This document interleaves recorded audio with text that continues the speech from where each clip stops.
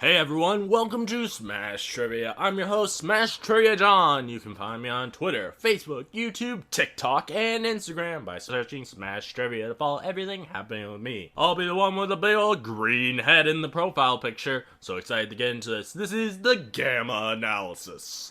Basically, in this series, I'm going to review everything Hulk, all the movies, TV shows, and I also do random other geeky films. Occasionally, not so geeky ones too. And I also like to mix things up once in a while by not reviewing anything. Hope you enjoy Smash Trivia Presents The Gamma Analysis. I want to ask everyone listening if they can please do something for me. Please share the hell of this podcast with all your friends. If you don't, Hulk will be angry. Now that we have all that important stuff out of the way, let's smash right into this episode.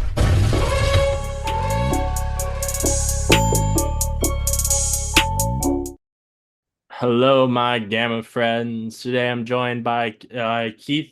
Hey, how you doing, Keith? I'm doing good, John. How you doing? I'm doing good too. We're gonna review the Alice in Discoland episode of the '70s Hulk TV show. This is an episode that deals with a very real subject of alcoholism. So if anyone is not comfortable with listening to conversations about that, this might not be the episode for you to listen to. Very true. But though I don't think the episode deals with that in the best way, because I don't think it's that easy and quick to be able to get over it. Very true. But I did. But I thought it was. I thought it was a really cool episode. I had a lot of fun with it. Both. I think it's cool that they were willing to deal with such a serious topic, and I also just thought it was a fun episode in general. It being set at a disco. I thought was a really cool thing that and the we talk a lot on on here about how a lot of times when it really feels like the '70s, it's because it's aged really poorly. I think this is one time where a feeling like the '70s is a fun aspect of it. 100%.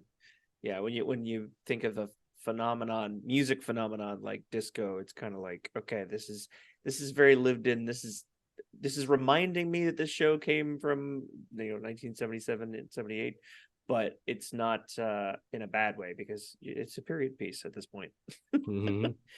Yeah, this and the I was gonna say it first because you reached out to me and said that you really enjoyed this episode, and I was nervous in watching it today, thinking, oh, I hope I like it too, kind of thing, and I want to know what he likes about it. And I got about 10 minutes in and I was really worried that I wasn't going to enjoy it because of just Alice's acting in general, at her first like hallucinating episode that she was having from withdrawal, which is a very strong reaction to have after one day of not drinking. She would be like unable to dance if she was that kind of drinker. but the episode kind of washed over me over time, and the plot thickened quickly enough after that it wasn't about just that, just going to rehab. There was this whole villainous plot line with the boyfriend and Jack McGee and everything. Yeah. So that was made it a lot cooler. But then it reminded me of all these different sitcoms and like after school special dramas and stuff I grew up with, where there was always an episode, at least one episode, cautioning people not to drink. And the varying degrees of drama that was portrayed with over the years. It took me back. It was nice. Mm-hmm. Very exaggerated, but Oh it took yeah. me back. Though I will say, I think how David goes about things in this episode is not exactly a good way to deal with it, because with any kind of addiction, forcing someone to go cold turkey is not the way to go. That's a really Exactly. bad way to do it. Yeah. And I was conflicted. I was glad in the end because I was watching it with my wife and we both turned our heads and were thinking that Alice is wrong about it being oh, if she goes to the club and dances, they've stopped selling to minors. At least they stopped for a little bit. She's not going to get any alcohol, and we were like, it's not about the environment, it's about the person and what they're going through. I'm glad that David touched on that, because Mhm. that is important for alcoholics to hear, is that A, it's not a weakness, it's an illness. And he does say that. And then B, that every room is going to be a problem, Mhm. as long as you're in it, if you're the one who can't face that you're the problem type of thing, or that it's in you. So yeah, it's an interesting way to look at it. But I also think, going cold turkey, a person who doesn't want to go to an environment that they regularly drank at, they shouldn't have to. 100%. Yeah. Yeah, and to be honest, I think they did not create early in the episode a big enough feel that she loves dancing for it to, for David to be like, you love dancing, and you got to do this. This isn't and so and you got to force yourself to go to this place. It's that you don't want to because as you love dancing. And I didn't get the impression that No, as in that she was really into dancing before. no. It sounded to me like this was just something that she was just happened to be doing and I guess they're good at it Mhm. and since she's run away so many times since she was a kid and this is just one on of many a different like things she's Bars. just done Yeah. things she's done in the times that she's run away and when she's done with this area she's probably not going to be dancing anymore is how I would have took it. Yeah, they could have set it up like when the camera was panning across the crowd at the very beginning, and giving us kind of an establishing shot of, okay, this is where this episode takes place, and it shows the whole bar. When going through that crowd, if they had put a little bit more time toward everybody just stopping and making room for this couple and being like, oh damn, they really got some great moves, and just the whole crowd goes silent and then just a roarous applause, that would be enough to maybe show us. But I couldn't have picked her out of that crowd until we had like the uh, one-on-one talk with David. I was like, you oh, know, is that her? Okay. you know oh again I said I really liked this episode but I'm not gonna deny there's a lot of problems with this episode Oh, there always is. like I think it's dumb that David decided to work at a place like this with his problem. I wrote Like, that down too. I was like, a busboy at a disco club. You're not right, even concerned a little bit with keeping the Hulk in at you this know, point. maybe I'm just a little biased because I hate crowds, but I can't imagine if you haven't have a problem where you can get into having a monster come out from anger and wanting to be somewhere where there's crowds constantly Yeah. being loud. And ironically, if this was a more realistic disco club, cocaine would be the addiction that everybody was probably sneaking in the club. Clearly they didn't go that route, probably for the type of network that they were airing on and the Mm. time and that it was coming out. But yeah, that place would be packed to the gills, and him being at their mercy as a busboy. Like, was he a bartender too? I saw him spending a Yeah, lot he of was. time on it. I think he was Yikes. doing both. It kind of That's seemed to me like swagger. everyone who was working there was doing both. Yeah, yeah. It was hard to gauge who these other guys were. Some of the villains here was like, one was a bouncer, the guy with the handcuffs, I guess. One was like the manager. Who was the blonde guy that was like, oh, somebody ratted us out? Did he work there as well? There was a guy who was like Um, talking to Ernie. I want to say it was the club might have manager. been the could that so either that's the guy with the gun on or the alcohol inspector that they paid off. Okay, It was the alcohol inspector. That's what I was thinking. I thought he was part of the crew. I clearly was just looking down, taking notes at that point. Didn't catch who that man was. But I feel like, to be honest, if David could recognize Alice from when she was a little girl, she probably would recognize him. And so in this situation, he should it probably was not the best idea to stay there, and he should have avoided and leave immediately, I would think. I understand he's trying to be a hero, but the alcohol kills a for lot of him. brain cells. If she's been drinking since she was 13, she may not have the best memory. It could be that simple as that. But at the same time, I wasn't clear what their relation was. Was he like a in-law, It's like like an uncle through marriage or something? I was thinking like maybe a babysitter or something. Yeah, I it mean, was but I don't know. not super It was clear. weird. And to be honest, I find it funny how David just looks exactly the same when he's a kid as he does now. Yeah, the first shot, I was like, "Is this supposed to be a past season? Did this happen in season one?" And I couldn't remember any little girls, so I was like, "No, this is much further back." Yeah, And it was said to be like that. I think 10 years ago or something. Yeah, I was shocked to see that she did not recognize him as well. But then it just made me think, like, okay, how often did she meet with this guy to read Alice?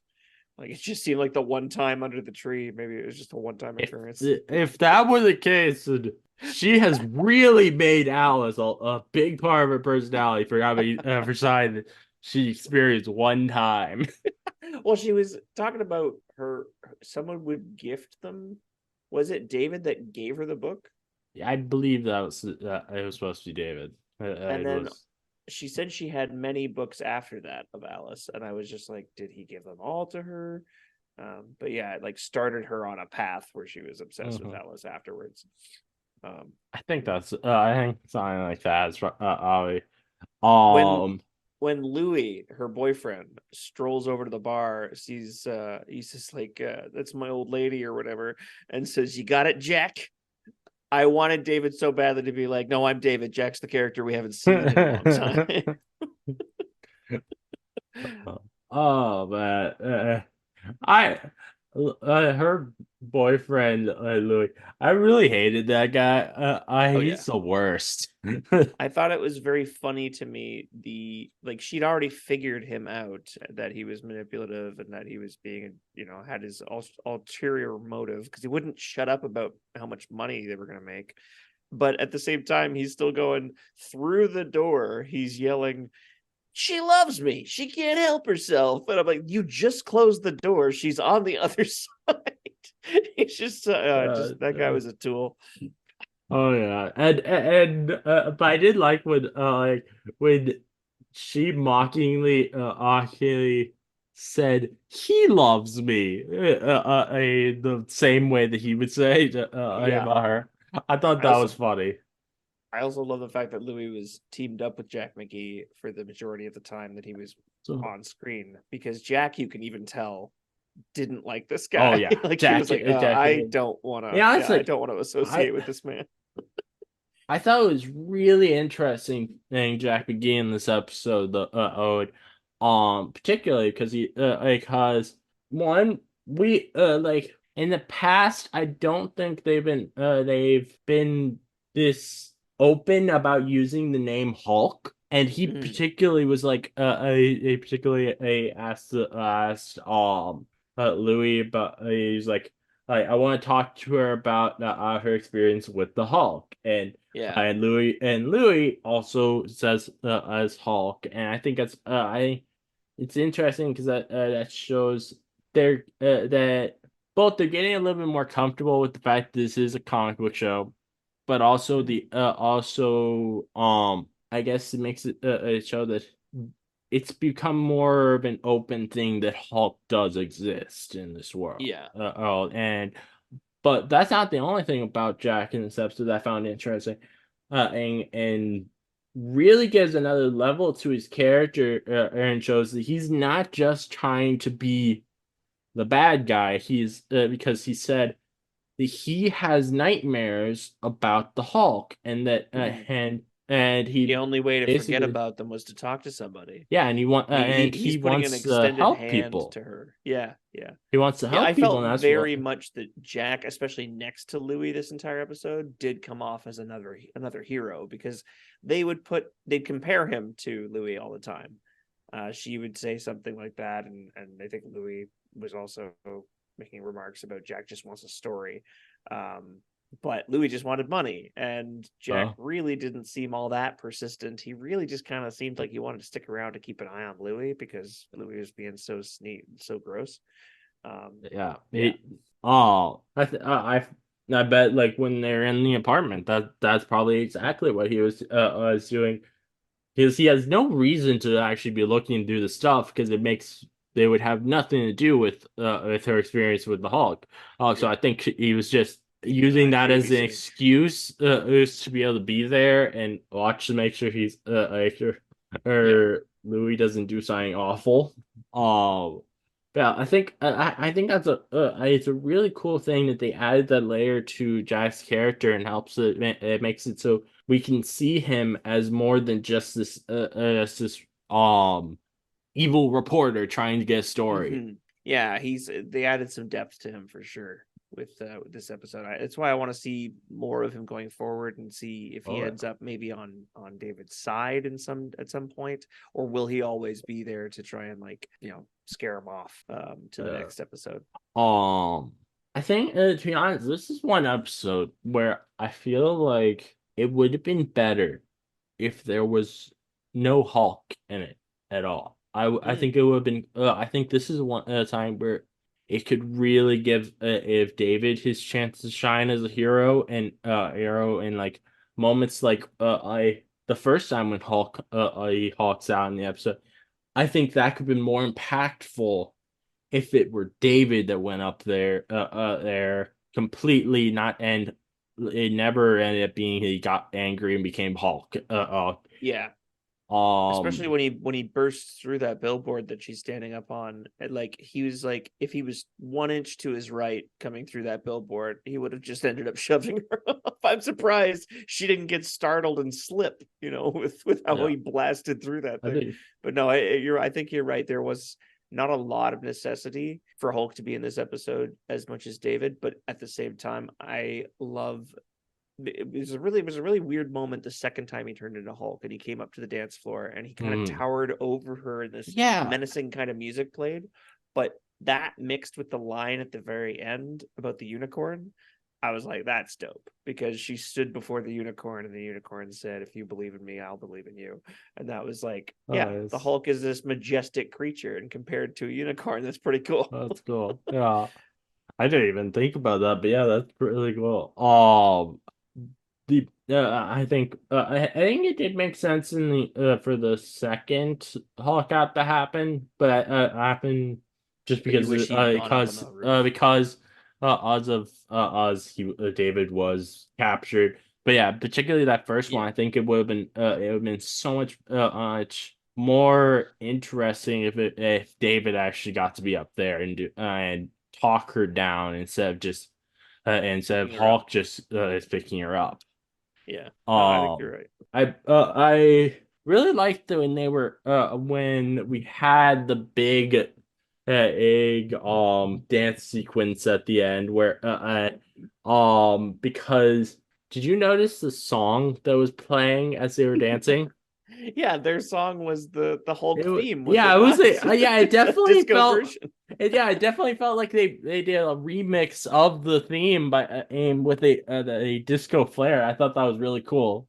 That was really funny. Yeah, I was just like, oh, okay, we're doing this. That's hilarious. My laugh out moment this episode, which was not, I don't think, intended at all to be funny. The AA meeting. The leader at the AA meeting turns to her and says, "How old would you think I am?"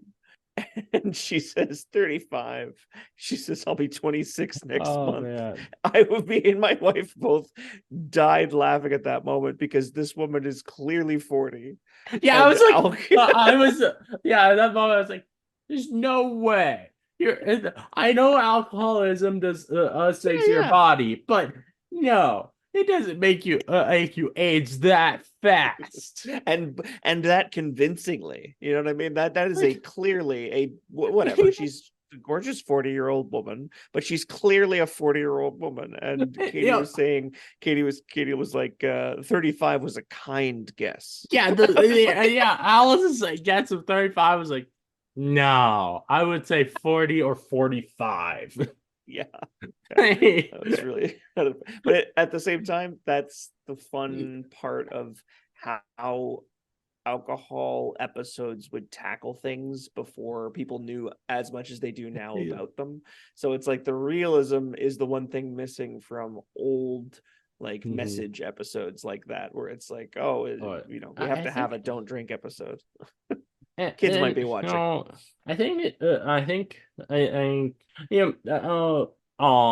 Lately with present day Marvel stuff, we always hear people being like, things need to be lasting longer with the shows, and I think more than I feel like with any of these present day shows. I would say for some of these episodes of the 70s Hulk with all like ones where they deal with alcoholism, or the one where they dealt with the abusive father, those are one of the things particularly that I'm like, they need more time to spend on these things, because these are not situations that can be fixed in a day. Yeah, the best representations in art and film and television of things like alcohol addiction or drug addiction are ones that are shown in a full movie length, highly focused on that, and having a big character portray it, a great actor usually. But yeah, over and over and over again, it's almost like I think certain networks were always pressured into certain messages in their programming based on the demographics that they get back, like feedback from. So they'd figure out, okay, families are watching this, kids are watching that, we have to have these certain things addressed, and the families will thank us, and people will keep watching and tuning in. So it's so rushed, but it felt forced every time.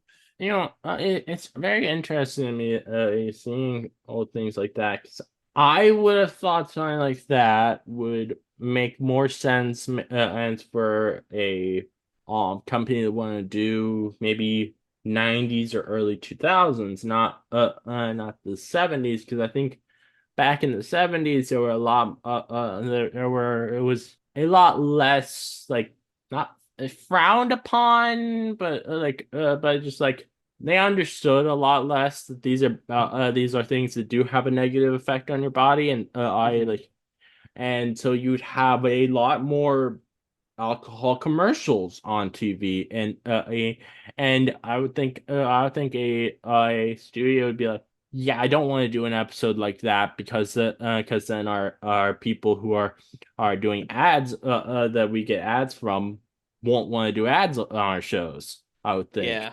Oh, and I think it goes back and forth sometimes. I think some decades are a result of, okay, this decade is a little bit more loose and debaucherous as far as their values and how strict they are implementing them, and then as a reaction to that, it goes the other way for a while, and then as a reaction to that, and being like, okay, stop handling me with kid gloves, it goes back the other way. So it's kind of I think it swings back and forth like a pendulum sometimes when it comes to programming. Like the 80s was like when the top sitcoms are ones that are as safe as the Cosby Show. Like that's the number one show. That was the number one show at the time. That was one of the cleanest humor sitcoms that you could find to sit down and watch. So, and then the very next decade, like the top sitcom is, I don't know, pick anything. Malcolm in the Middle, Friends. Like it's just like things that are a little bit less safe and family oriented. Malcolm in the Middle definitely was 2000s, and like, wasn't the Cosby Show the 80s? Yeah. I would think I would definitely, I understand where you're coming from.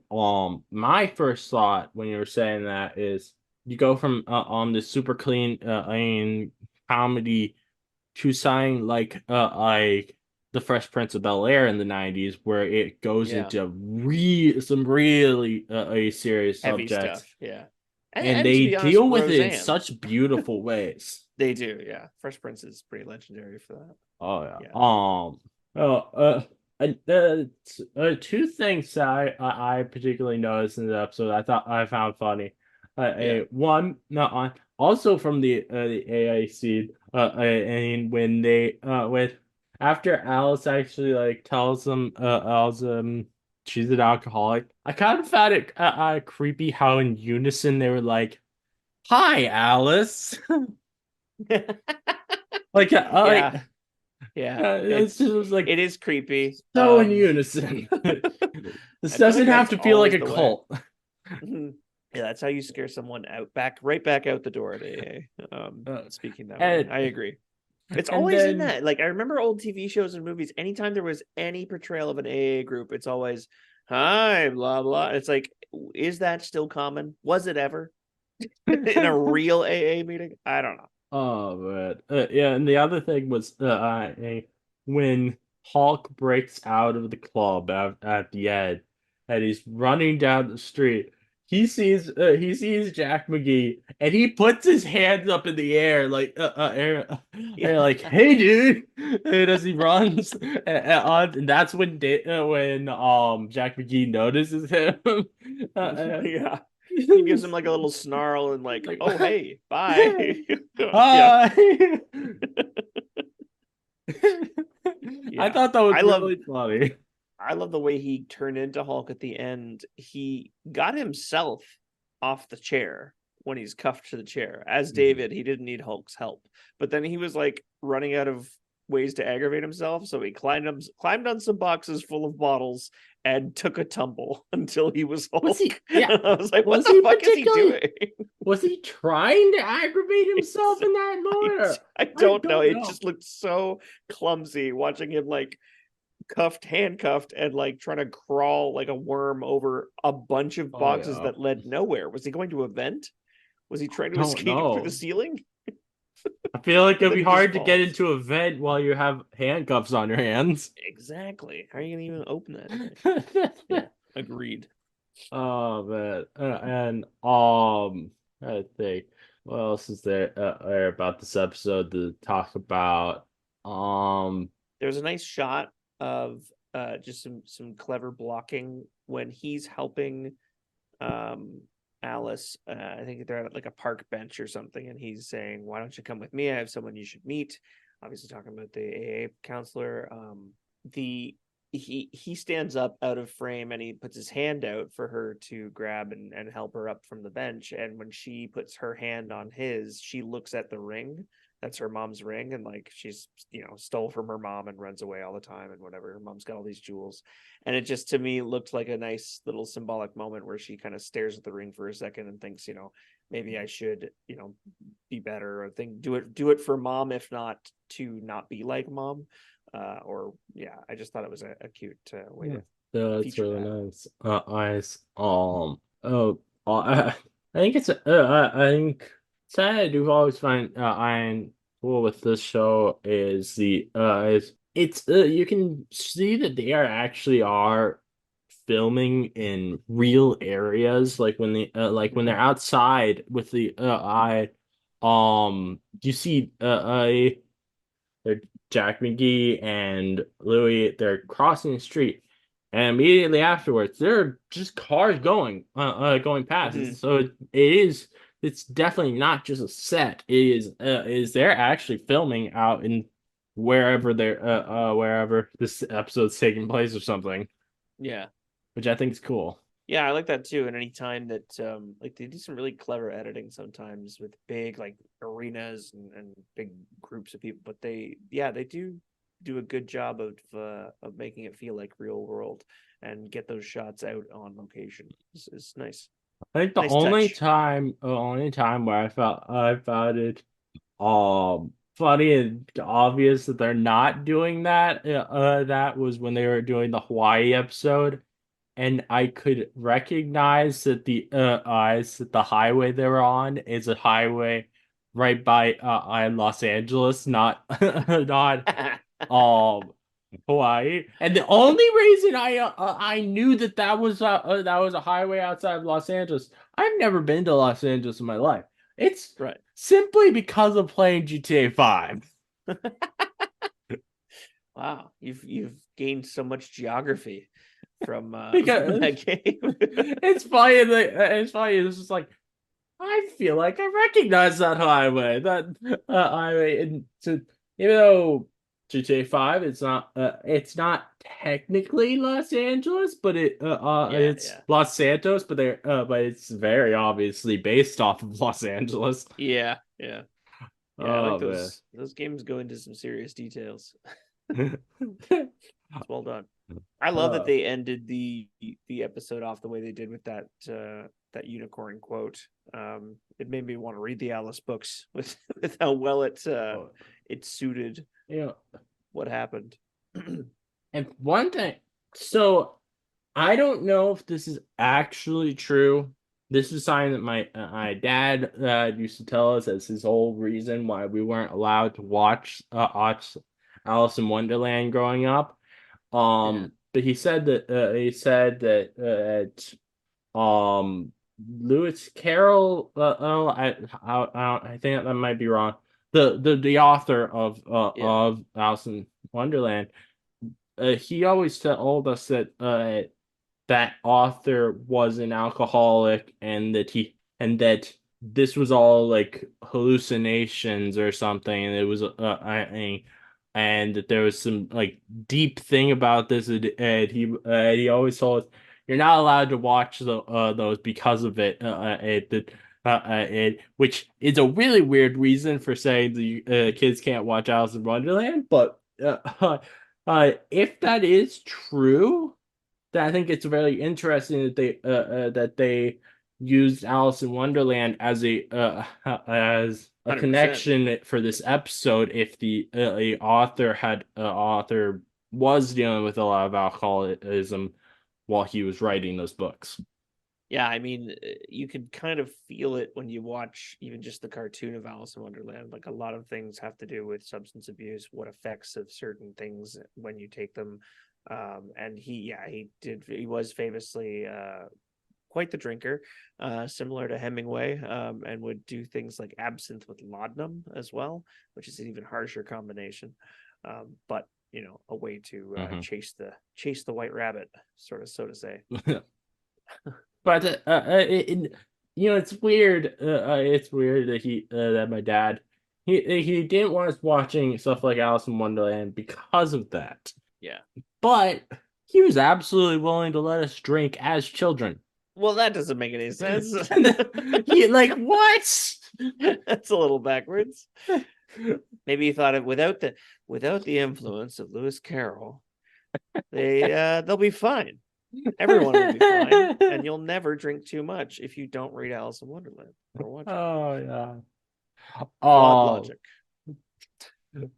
is there anything else that you want to talk about with this episode? I'm so glad that Jack McGee was in this episode as much as he was. I thought it was an awesome new portrayal for him, rather than just being there, showing up at the end of Pokeroo for anybody who ever watched that growing up. And Pokeroo would always be gone by the time you get there, and missed him again. And that's his whole plot line.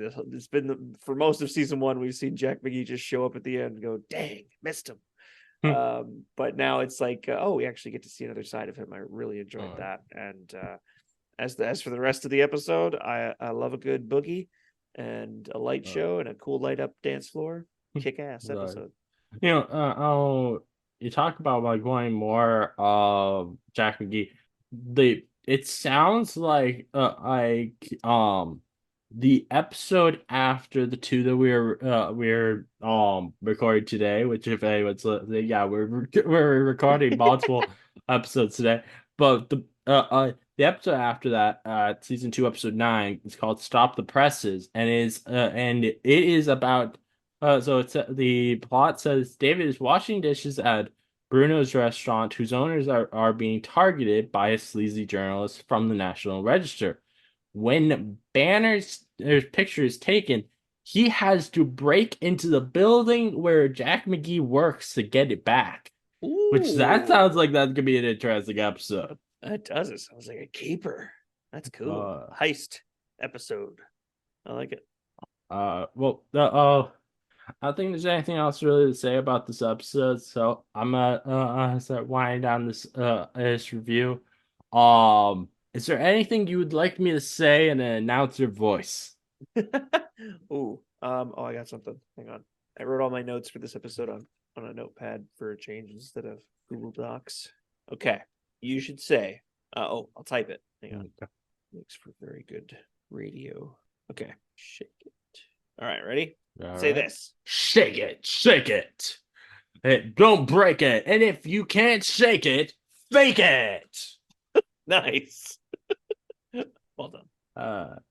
All right. So that was great. All right. Thank you everyone for listening. If you like this gamma analysis, please give a 5-star review on Apple Podcasts or a 5-star rating on Spotify. I'd love to hear your thoughts on the episode, so please let me know. And if you'd like to listen to more from me, please subscribe. Many more gamma analysis from me coming, so keep on the lookout. This again is your host, Smash Trivia John, signing off.